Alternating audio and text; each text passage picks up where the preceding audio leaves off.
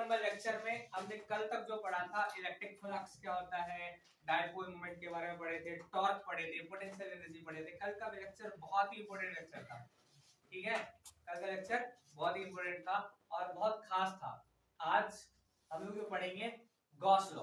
अपने आप में ये तूफान है एक तरीके से बोर्ड के लिए, हर साल 2-3 क्वेश्चन पूछ देता है इस पे। बोलेगा गॉस लॉ को यूज करके इलेक्ट्रिक फील्ड निकालो, उस पॉइंट पे अलग अलग सरफेस के लिए निकालो, गॉस लॉ का इस्तेमाल करके जो है कूलॉम्स लॉ प्रूव करो, है कि नहीं। तो बहुत सारी चीजें गॉस लॉ से आपको पूछता है और ये चैप्टर का इलेक्ट्रोस्टैटिक्स का ये आखिरी टॉपिक है एक तरीके से। उसके बाद नेक्स्ट टॉपिक जो आ जाता है हमारा, वो आ जाता है क्या जी, इलेक्ट्रिक पोटेंशियल। क्या आ जाता है, इलेक्ट्रिक पोटेंशियल आ जाता है। तो आपको पूछा जाता है कि गॉस लॉ क्या होता है। देखिए गॉस लॉ क्या होता है, पर ध्यान से सुनिएगा। गॉस लॉ क्या होता है कि अगर कोई चार्ज हो सकता है, एक चार्ज हो या एक से ज्यादा चार्ज हो, कुछ भी चार्ज हो सकता है। मान लो Q1 है, Q2 है, Q3 है, Qn चार्जेस है, जो कहां पे रखा हुआ है, लूप में रखा हुआ है। लूप मतलब क्लोज लूप में रखा हुआ है, बंद कमरे में रखा हुआ है। इस बंद कमरे को कहते हैं हम लोग क्या जी, गॉसियन सरफेस। क्या कहते हैं हम लोग, गॉसियन सरफेस कहते हैं। गॉस लॉ ये कहता है, this law state that the total electric flux passing through the Gaussian surface is equal to 1 by epsilon 0 times total charge in closed Gaussian surface। आसान भाषा में क्या कहता है, मैं आप इस चीज को भी मैथमेटिकली लिखेंगे, पहले देख लेते हैं अपन क्या कहता है कि गॉस लॉ स्टेट दैट, क्या कहते हैं उसको, this law state that this law state that the total electric flux, क्या कहता है, total electric flux passing through, क्या जी, passing through any Gaussian surface, any Gaussian surface। ये Gaussian surface क्या चीज है भाई, इसको कहते हैं इमेजिनरी सरफेस। क्या कहते हैं उसको, इमेजिनरी सरफेस कहते हैं उसको, काल्पनिक सरफेस, ठीक है, इमेजिनरी सरफेस, ठीक है, इमेजिनरी सरफेस है। Any Gaussian surface is equal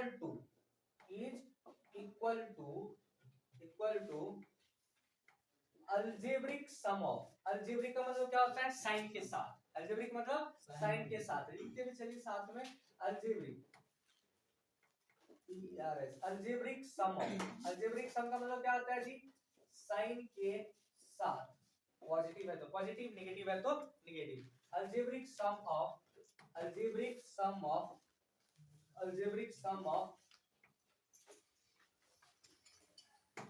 हाँ,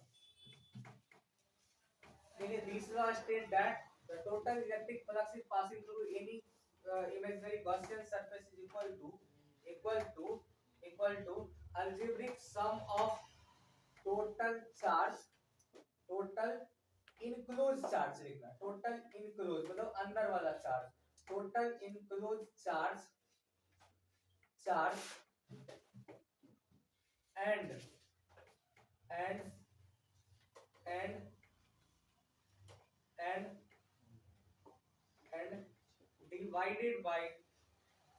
divided by epsilon 0, ठीक है। या यहीं पे हम इसको मेंशन कर सकते थे 1 by epsilon naught times, क्या लिख सकते थे, 1 by epsilon naught times algebraic sum of total enclosed charge। Okay, यहाँ पे भी खत्म हो सकता था, या फिर हमने यहाँ पे लिख दिया total enclosed charge divided by epsilon 0, जो आपके लिए थोड़ा सा आसान रहेगा। हम क्या बोले जी, ये जो कहता है कि मैथमेटिक्स में फाई बराबर, क्या कहता है, फाई बराबर जो होता है वो कह रहा है कि फाई बराबर 1 by epsilon 0 times 1 by epsilon 0 times क्या जी, टोटल चार्ज, क्या बोला हमने, total charge, Q total enclose, enclose का मतलब क्या होता है जी, अंदर में, किसके अंदर में, गॉसियन सरफेस के अंदर में। ये फार्मूला आ जाता है आपका, यानी कि बोला जाए तो इलेक्ट्रिक फ्लक्स का जो फार्मूला आता है फाई बराबर, हमने कल पढ़ा था E vector dot ds vector, E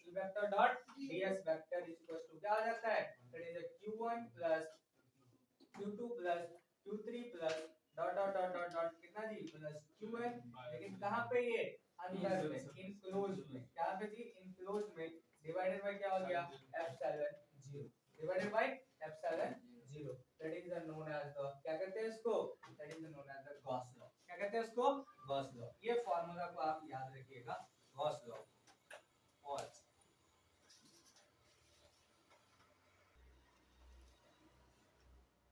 okay so guys अभी देखा हमने गॉस लॉ हमने कहा कि कोई भी क्लोज गॉसियन सरफेस पे जितना चार्ज है सारे चार्ज को जोड़ दो और क्या कर दो उसके एप्सिलॉन 0 से भाग दे दो उसमें तो किसके बराबर आ जाएगा इलेक्ट्रिक फ्लक्स के बराबर आ जाएगा उसमें इलेक्ट्रिक गॉस लॉ को अप्लाई करने के लिए उसका कुछ लिमिटेशंस भी होता है जो ध्यान रखना है आपको गॉस लॉ सिर्फ और सिर्फ हम लगा सकते हैं स्टेशनरी चार्ज के लिए किसके लिए स्टेशनरी चार्ज रुका हुआ चार्ज के लिए देखिए पहला प्रॉपर्टी क्या है पहले लिमिटेशन में देखिए this law is only valid this law is only valid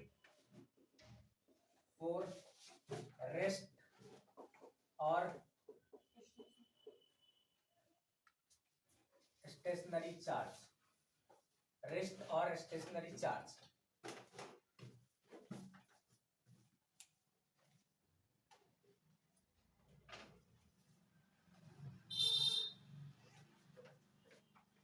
दूसरा प्रॉपर्टी ये जो है इलेक्ट्रोस्टैटिक फोर्स पे डिपेंड नहीं करता है it does not depend on the electrostatic force कि कैसे लग रहा है किधर लग रहा है कितना लग रहा है आई बात समझ में देखिए it does not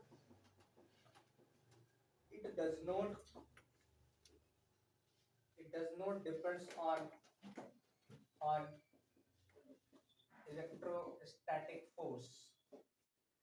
electrostatic force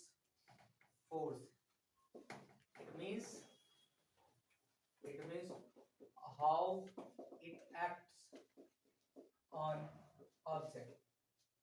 object मतलब चार्ज किसी चार्ज पे कैसे लगता है ओके तीसरा लिमिटेशन है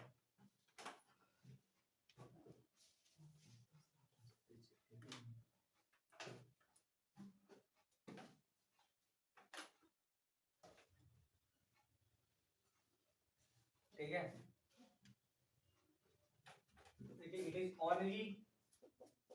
देखिए it is only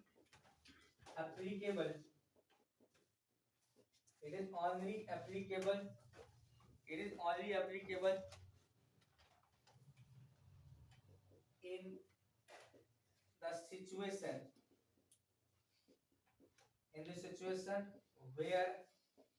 where inverse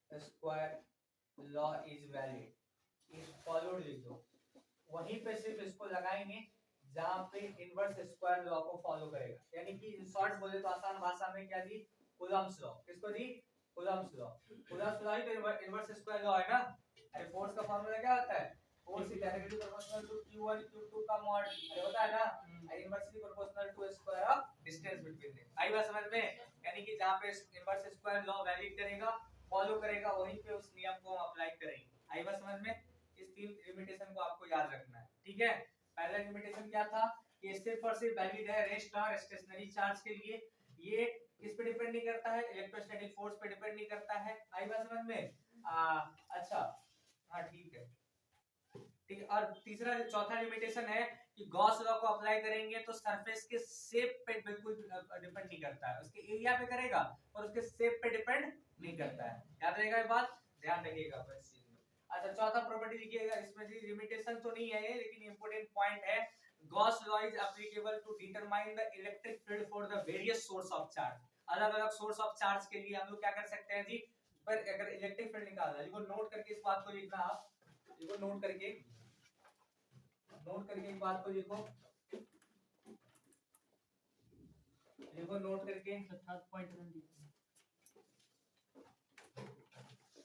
note करके लिखिए इस बात को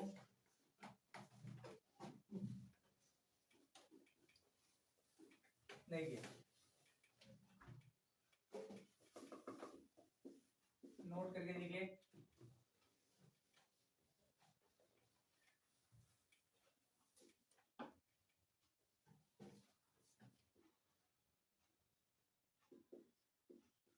Gauss's law is applicable to determine the electric field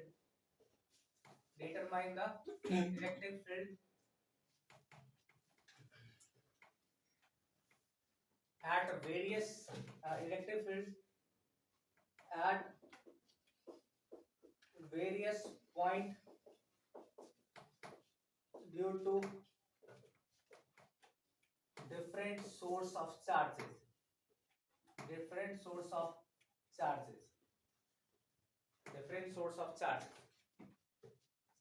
अलग अलग सोर्स चार्ज के लिए अलग अलग पॉइंट पर हम इस लॉ को इस्तेमाल करके इलेक्ट्रिक फील्ड निकाल सकते हैं। आई बात समझ में?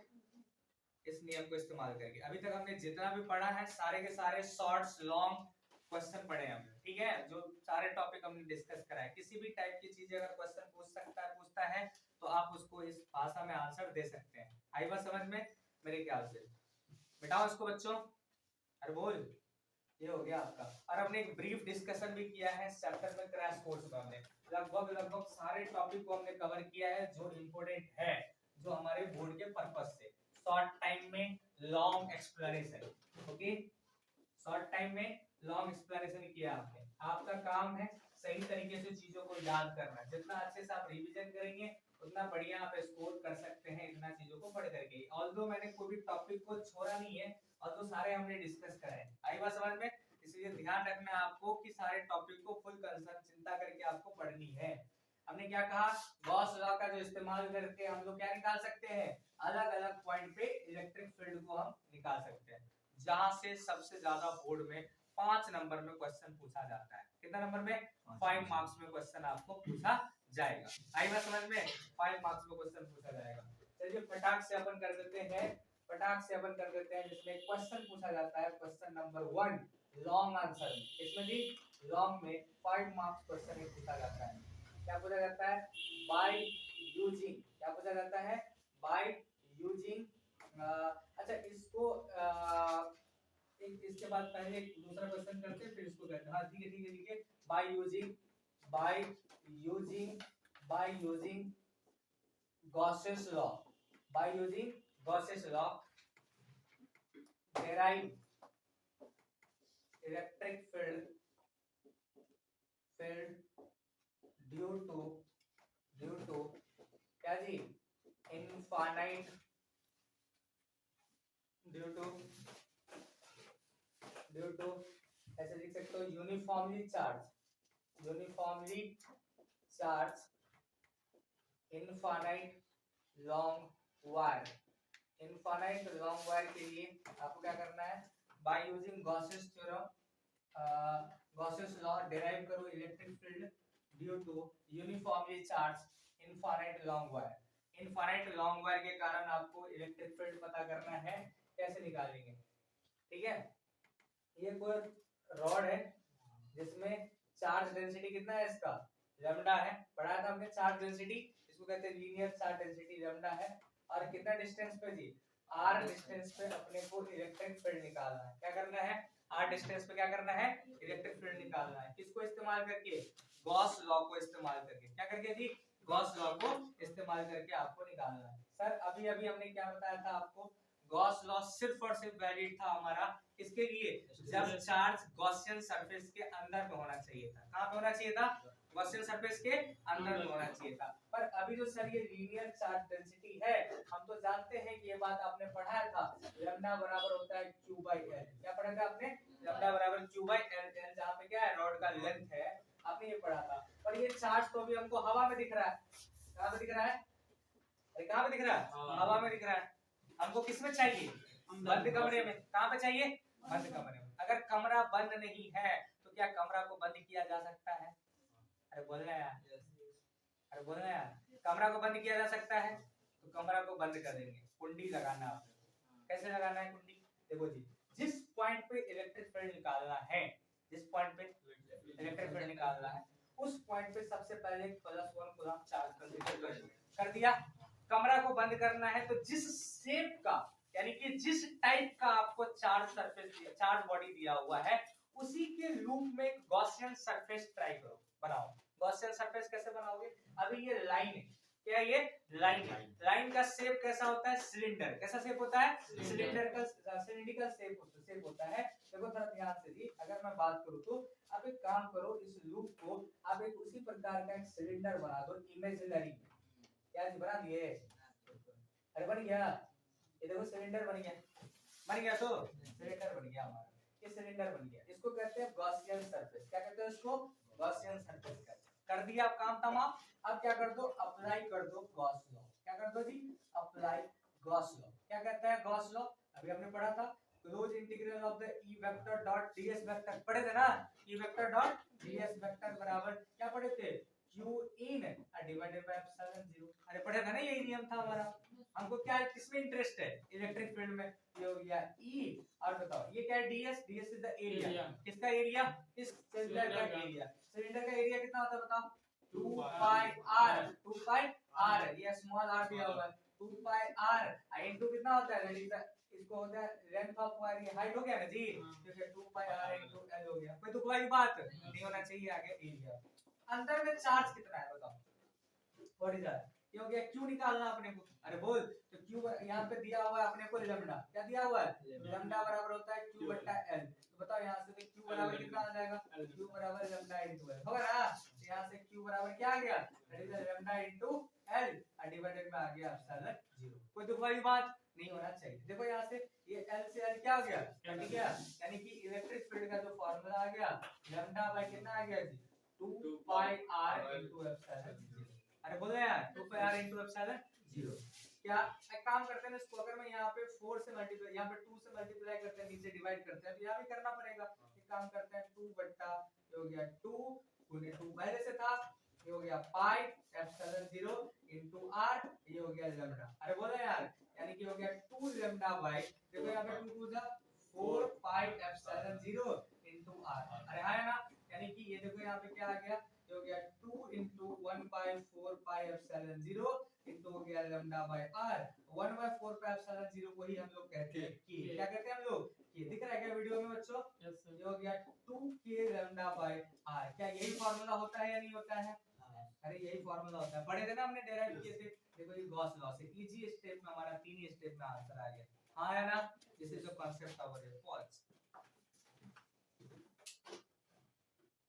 देखो रे क्या कह रहा है? गेस नंबर क्वेश्चन 2 लॉन्ग में कहेगा आपको कि by using the Gauss law derive the electric field due to uniformly charge hollow sphere. Hollow sphere मतलब स्फीयर समझते हैं ना, गोला, उसके अंदर में कोई खाली है पूरा, जैसे फुटबॉल देखे ना आपने, अंदर में खाली रहता है पूरा, तो ये होलो स्फीयर है जिसको हम स्फेरिकल शेल दूसरा नाम कहते हैं। कहां पे जी? Eight point.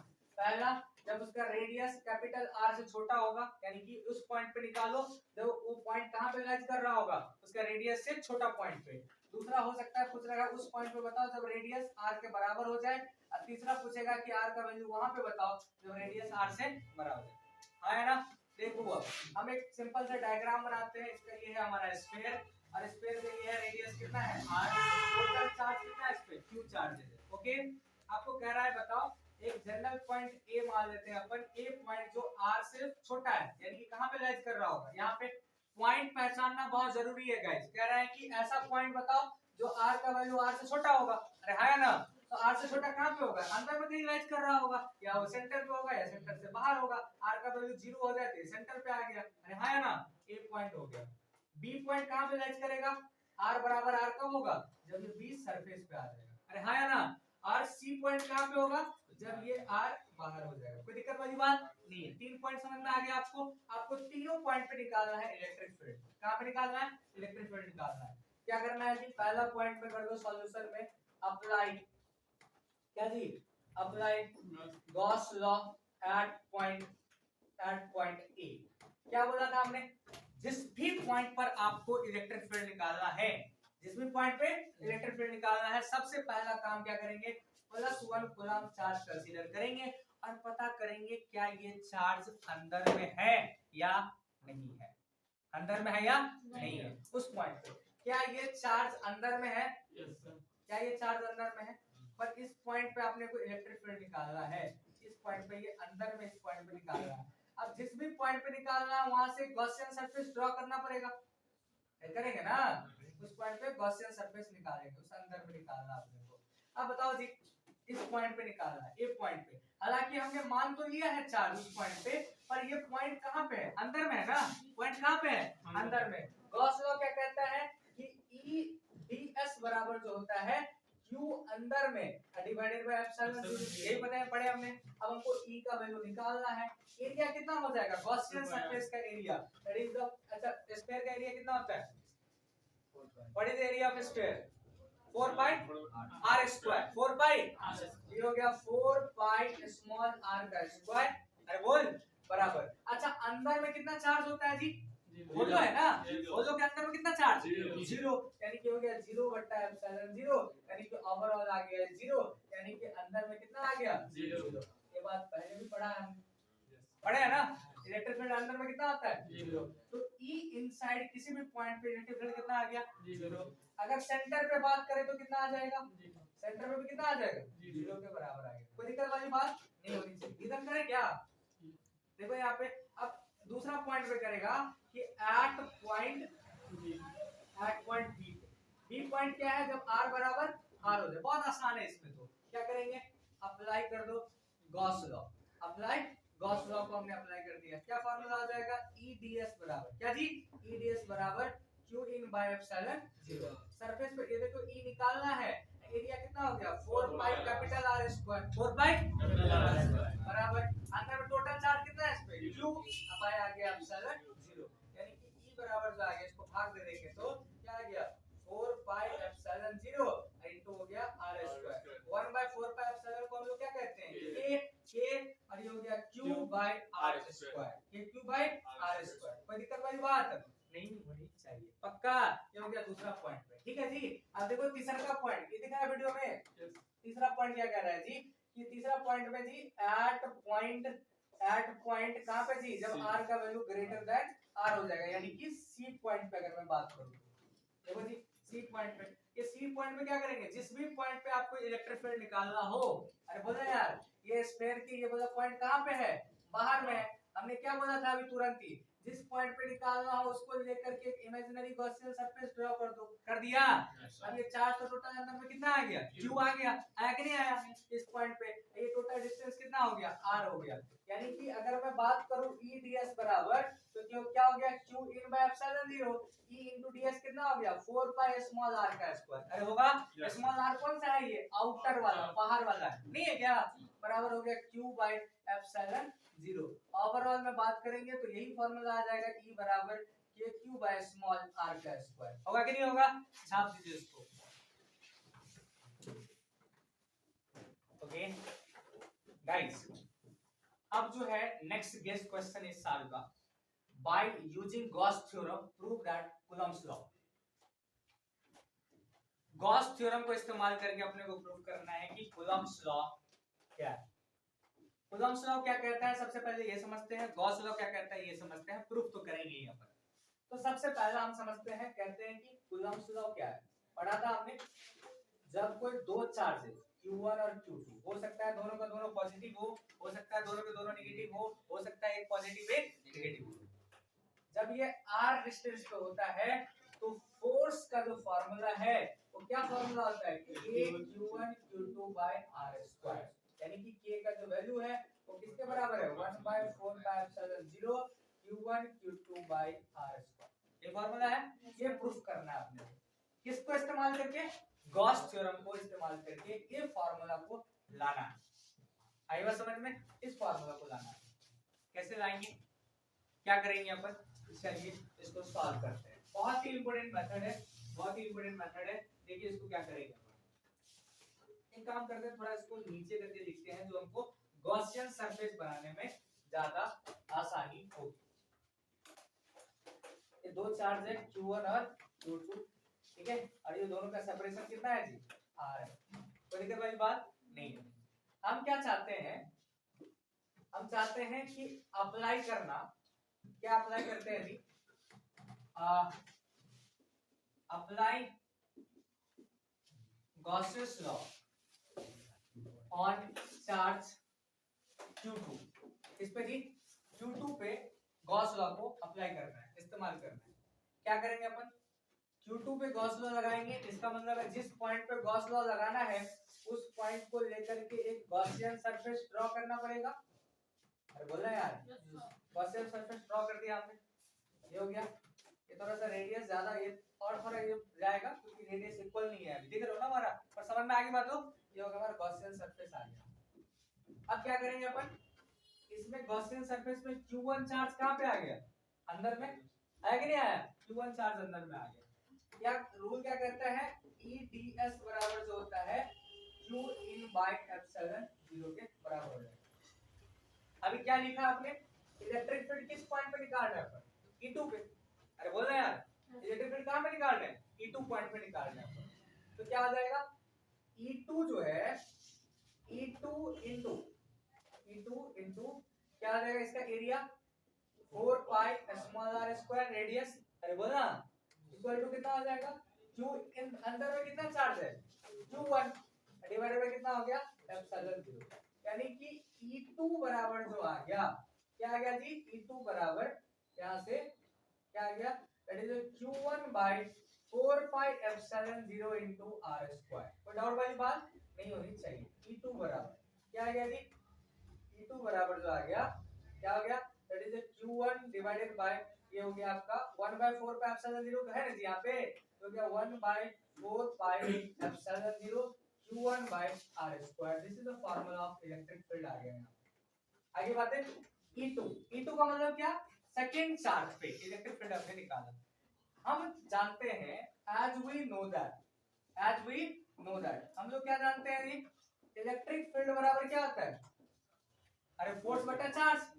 इलेक्ट्रिक फील्ड बराबर क्या होता है, फोर्स बटा चार्ज। दोनों चार्ज के जो फोर्स का मैग्नीट्यूड सेम ही होगा, बदलेगा कौन यहाँ पे। अगर मैं E2 बात करूं तो F बाई क्या हो जाएगा Q2, F बाई Q2 हो जाएगा। अरे बोला, यानी कि यहाँ से अगर मैं बात उसको रिप्लेस करूं तो यहाँ पे क्वेश्चन नंबर 1 में तो क्या फॉर्मूला आ जाएगा, E बराबर E2 बराबर क्या आ गया F by Q2 equal to कितना आ गया, ये हो गया Q1 1 बाई 4 पाई एप्सिलॉन, क्या फॉर्मूला 1 बाई 4 पाई एप्सिलॉन 0, ये हो गया Q1 था ना जी, ये फॉर्मूला था, डिवाइडेड बाय r स्क्वायर, यानी कि F आ गया 1 बाई 4 पाई एप्सिलॉन 0, ये मल्टीप्लाई करेंगे तो हो जाएगा Q1 Q2 bye r square. क्या यही होता है कूलम्ब्स लॉ, अरे है नहीं है, क्या यही है कूलम्ब्स लॉ, यही है आपका कूलम्ब्स लॉ, ये हो गया आपका प्रूफ। ओके आई बात समझ में, ये हो गया RHS, यही हमको प्रूफ करना है, कोई दिक्कत वाली बात नहीं होनी चाहिए।